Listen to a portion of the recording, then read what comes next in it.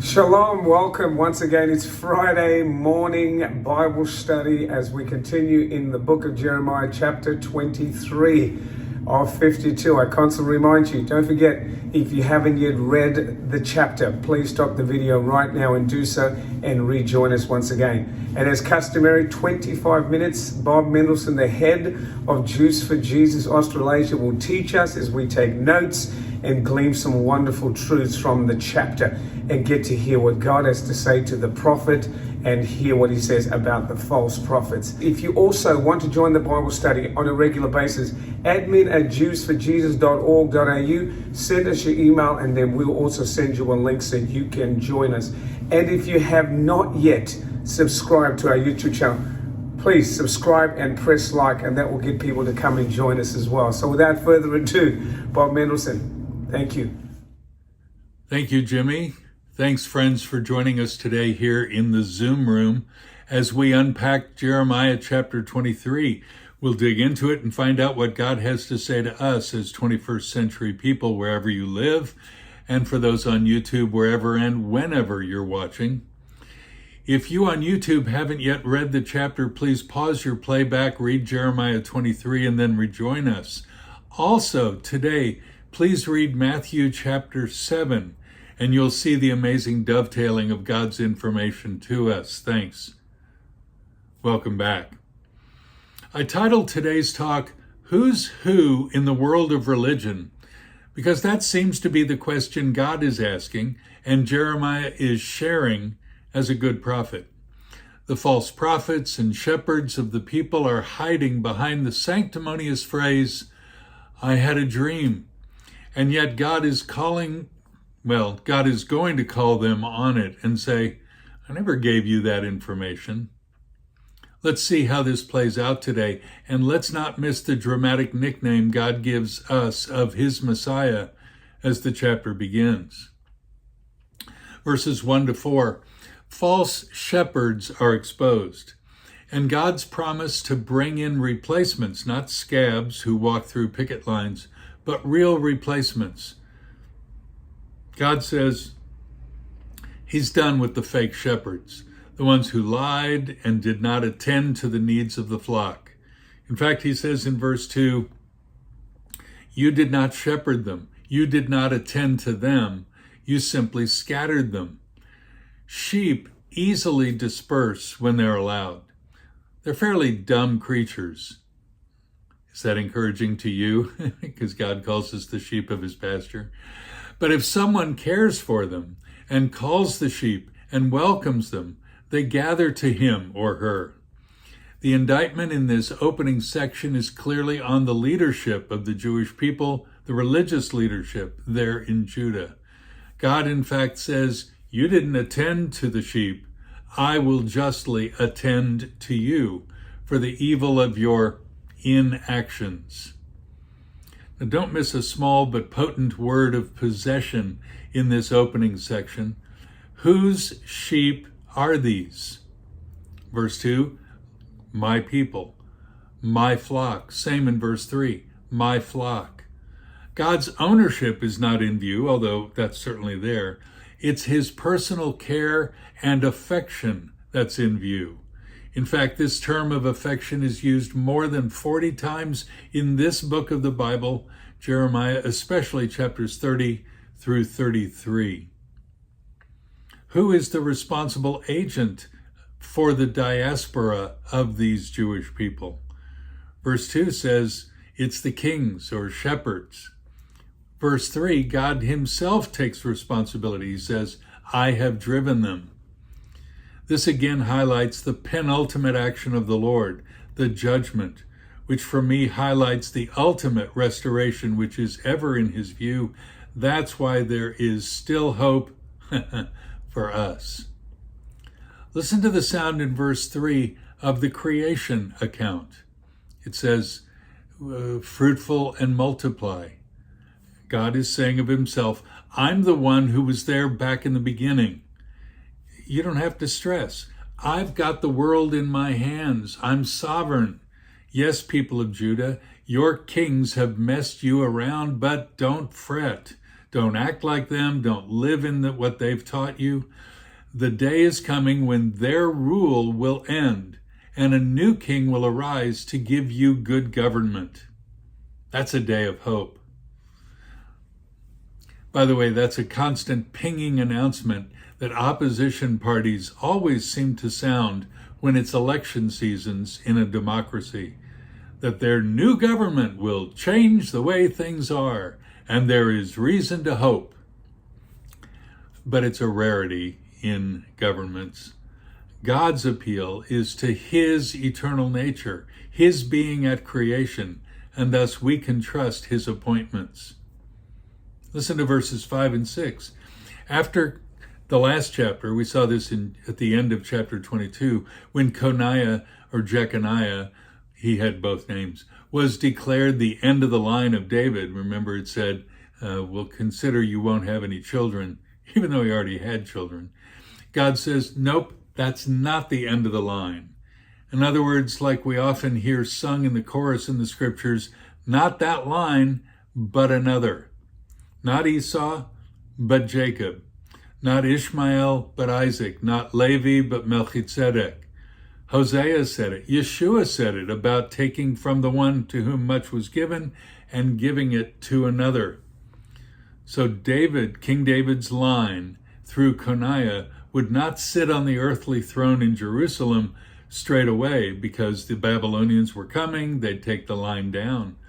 But God would have his way.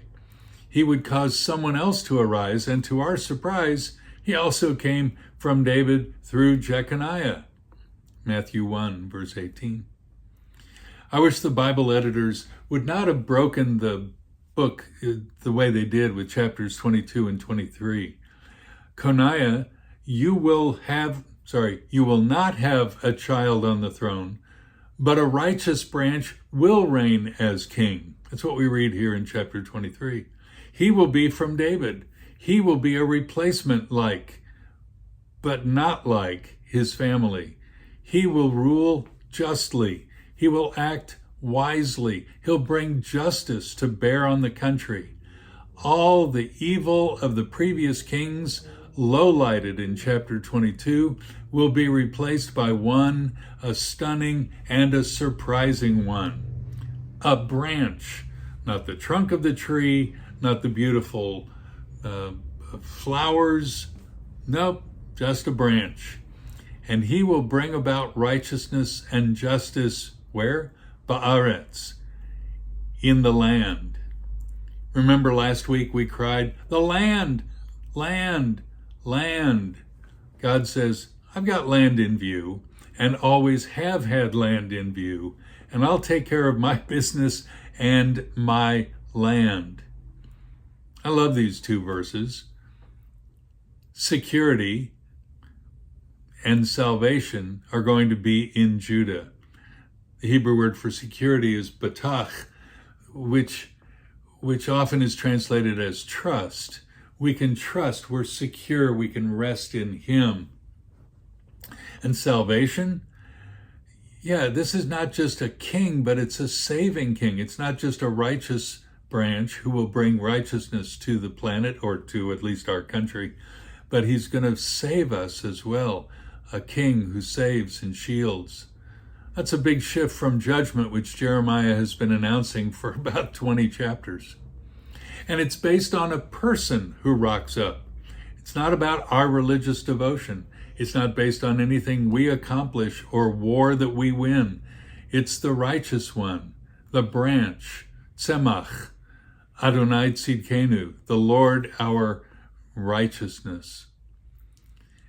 And then we read it, verses 5 and 6, with verses 7 and 8. They got to go together as a unit. The answer to Judah's sin problem and justice problem and wrong shepherds and wrong kings, it's in a person whom the prophet could see, but he couldn't see. He knew there was one coming, but he couldn't see his name. He couldn't see all about this one whom we call Yeshua, David's greater son, Messiah, our righteous one. 1 Corinthians chapter 1 says, and God, it's by his doing that God made him the the righteousness and wisdom of God and all these other aspects of God. God made Yeshua to be that righteous one, the only one who brought justice in his own person. No wonder it says we won't call on God in Exodus terminology. That's verse 7. We'll see that again in chapter 31. The Exodus is the greatest event in Older Testament history and memory. And now Jeremiah says, you think that was good? You think God is the God who delivered you out of Egypt? Buckle your seatbelt. It's going to be a greater event when David's greater son shows up. Beginning in verse 9, we get back to the troubling ones, these dreamers, these wannabe prophets, the priests, and the other shepherds. Whereas chapter 22 highlighted the political leadership and its failures, now Jeremiah turns again to the religious leadership and showcases their plummeting dark side. Verse 9 we read, "All my bones tremble." Maybe you know that davening is normal in synagogues around the globe. I saw that last Shabbat in Singapore and a fortnight before in Melbourne, and pretty much any synagogue you go to anywhere. Many Jewish people will rock when they pray, and much of that is simply convention. But if someone needs to self-justify, this is the verse they use along with Psalm 35. All my bones will sing God's praises, or in this case, all my bones will tremble. Something about all my bones doing something. They're involved in response to God, and thus in prayer, I rock. Okay, Jeremiah says that what follows verse 9 is under the heading, concerning the prophets. What is it that follows? Verse 9, they're drunken, like they have inabilities like drunks. Can't speak well, slurred speech, can't walk right. Verse 10, the ground is parched. There's empty silos because the vegetation didn't grow, because the crops didn't grow. The land, it says, even mourns. The country and the city alike is in ruin. The prophet and the priest are bringing their wickedness into the house of God. They break God's laws. And the land is full of spiritual and physical adultery. It's a bad scene. God takes it personally. Look at that in verse 11. He calls it my house. Not the temple, not the holy temple, not your house, not Solomon's temple. He says it's my house. You're messing around in my house and I don't like that. Verse 12 and following makes us hang our heads in shame and dismay. Jeremiah compares us to Sodom and Gomorrah and to the northern tribes, which had just been taken into captivity 140 years earlier. I say just taken, but you get it in terms of Heilsgeschichte, the salvation history of the Jewish people. 140 years, it's not much at all. Look, we knew what happened in Sodom. The story is told annually when we read Torah. We knew what happened when the Assyrian forces took our brothers up north, away from the land of promise.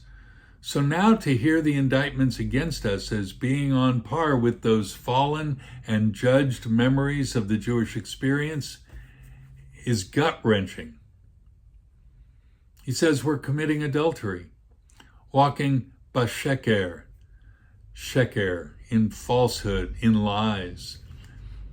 If you've ever noticed, this is still true.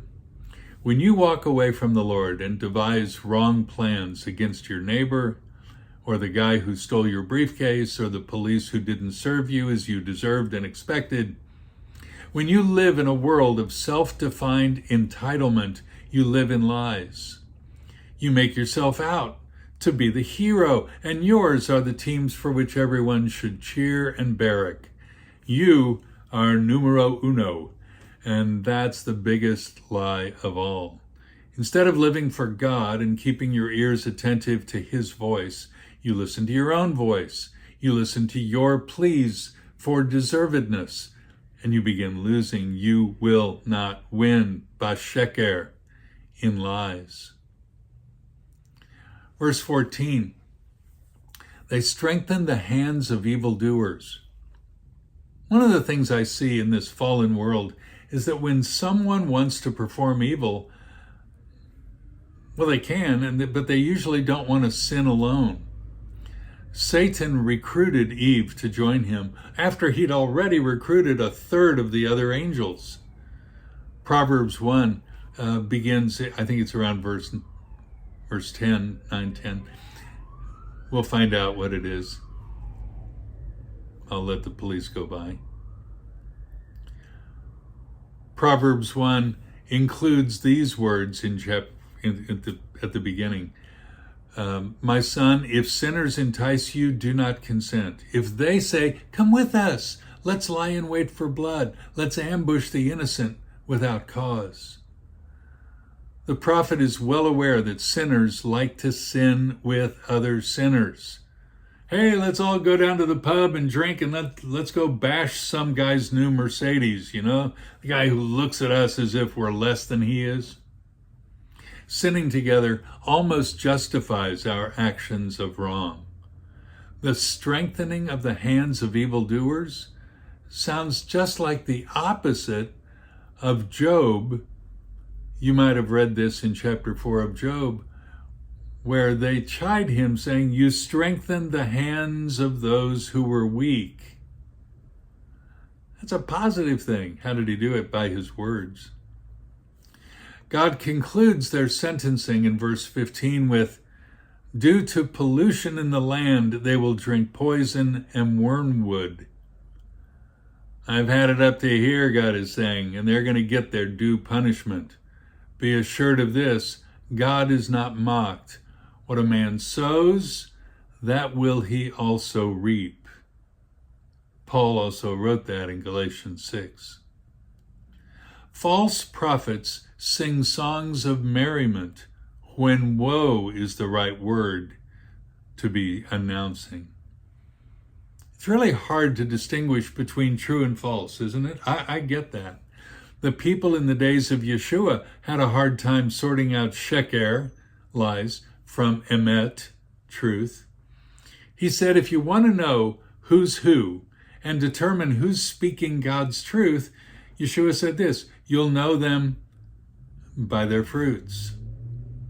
He goes on to say something about figs in Matthew 7. We'll talk about those next week particularly. But this is the reason I want you to read Matthew 7. Listen to the rest of this quote of Yeshua recorded there, verse 15 and following. He said, beware of the false prophets who come to you in sheep's clothing, but inwardly are ravenous wolves. You'll know them by their fruits. Grapes are not gathered from thorn bushes, nor figs from thistles, are they? So every good tree bears good fruit, but the bad tree bears bad fruit. A good tree cannot produce bad fruit, nor can a bad tree produce good fruit. Every tree that does not bear good fruit is cut down and thrown into the fire. So then you'll know them by their fruits. What are the fruits Yeshua is describing? How will we ever know how to decide which TV preacher or ad hoc motivational speaker or philosopher of the New Age? How should we determine the correctness of the information presented? By their fruits. He's speaking about authentic life in God, things which the prophets ask of us and which they laid down for themselves as appropriate. Do those match what the Almighty has already described as good? Clean living, kindness, mercy, behaving as if the other guy deserves the musical chair before you can jump into it. Giving is better than receiving. Loving is better than being loved. You get it. It sounds like the prayer of St. Francis of Assisi, which, by the way, is a great prayer to offer to the Lord with regularity. Yeshua is saying what Jeremiah is saying here in chapter 23.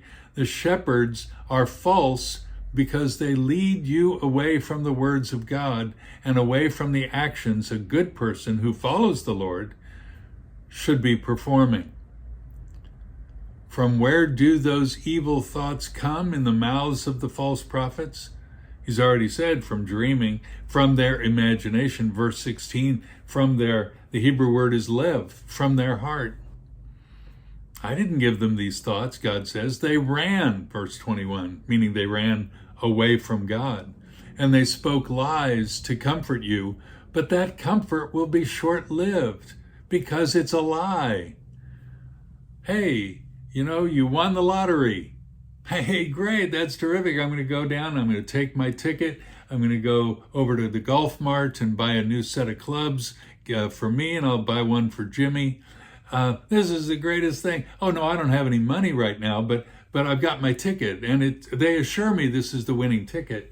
And I went to David Jones, bought myself a new suit, and I got my wife a couple nice pieces of jewelry, and I brought it, and it's great. And 27 days later, my credit card bill comes, and it's, okay, 19,700. Okay, no problem. I'll take my ticket down to the NAB and exchange it for my 19,000. That's easy. Except they say, I'm sorry, those numbers don't match the winning lottery ticket. So even though you were assured, you were lied to, and all your purchases, all your self-comfort, it's all in vain. It's a lie, spawned by a lie, and you're going to cop it. And discomfort, not real comfort, is coming. These prophets spoke away from God's counsel in verse 22 and not in it. If, God says, they would have stayed inside my advice and counsel, they would be alive and sharing my plans to this day, but they didn't. Verse 23, I think I memorized this one early on in my messianic life. Am I not a God who is near and also far? Can a person hide? Do I not fill the heavens and the earth? In other words, I've got this. No one can escape. I fill the universe with my presence. Did you really think I wouldn't notice your deceptions? Through verse 32, God says over and over that he did not send these dreamer preachers. He did not initiate, and he won't stand by idly when they defame his name. That's really what it is. When they lie about what God has said, they're defaming him. What does God say? I am against them. Wow. They always say, choose your friends well and your enemies even better. God is against these false representatives.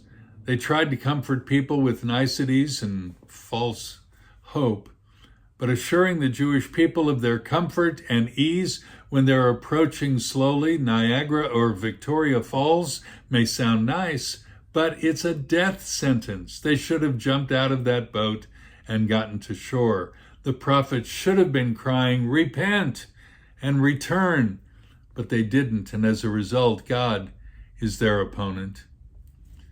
The chapter ends with God's further declaration about the prophets who hid behind the phrase, the oracle of the Lord. Taking God's name in vain is exactly what's going on here. Saying God said when God didn't say is tantamount to breaking the second and even the third commandments. It's the great sheker, the great lie, which for many reasons people tend to believe because they really want good news to come, especially to them, because they think they deserve it. In verse 33, God says he will abandon us. In verse 34, God says of the priest, he will bring punishment on that person. Why? Verse 36, every man's oracle is their own, and they believe it, and they live by it. This is a shake my head moment, a shake my head reading every time I get to Jeremiah 23 in my reading schedule. God is offering his own name, his own life, his own realities, and yet we often choose our own systems and teachings and improvements on what he has said. What is his response? Matthew 7, Geh weg von mir. Get away from me, you workers of iniquity. I never knew you. Because you don't know me, he's saying. God's way is the right way. It's the only way to peace and prosperity and goodness. Everything else is sheker and lies and deception and the wrong way. No wonder Yeshua taught this as being the narrow way. Again, Matthew 7. Enter through the narrow gate, for the gate is wide and the way is broad that leads to destruction, and there are many who enter through it. For the gate is small, and the way is narrow that leads to life, and there are few who find it. Have you found the narrow way? Yeshua is the gate that leads you into following the Lord on the narrow way, not the broad way of human popularity, human sophistry, human sophistication, and human enterprise, which takes us away from the Lord of life. Jimmy, let me turn it back over to you. As we customarily do, is give you an opportunity. Thank you, Bob, for a great chapter, but just to hear the wonderful truths and the position and the condition of one's heart, and of course, the longing of a loving God who wants to draw you into a relationship. He is always reaching, he is always knocking the doors of our hearts, wanting to have a relationship with us, an ongoing, vibrant relationship. If you don't know him on this call today, if you would take an opportunity right here to ask him, because he is just and faithful to do what? To forgive you of your sin and to bring you into relationship with him. He longs to spend time with you. He longs to give you his peace, his shalom, his comfort. And in these days, how much do we need it? So, wherever you are, please take a moment and ask him, Lord, I don't know who you are. I don't know you, but I really need to know you. My life is upside down in chaos, and you could right side me up. You could make me walk in the path that you prepared before the foundations of the world, because I heard that your Son is the way, the truth, and the life, and no one comes to you except through him. So I thank you right now. If you've prayed anything that resembles those words, and you've reached out and you've repented and asked him to forgive you of your sin, he's just and faithful, and he's done just that. So please let us know at admin@jewsforjesus.org.au. We'd love to send you some literature. We'd love to pray with you. We'd love to pray and continue to stand with you from here to eternity. So thank you, saints. And listen, we'd like to see you back once again in chapter 24 of 52, Jeremiah, the book of Jeremiah in the Bible. So thank you, Shabbat Shalom, and see you next Friday.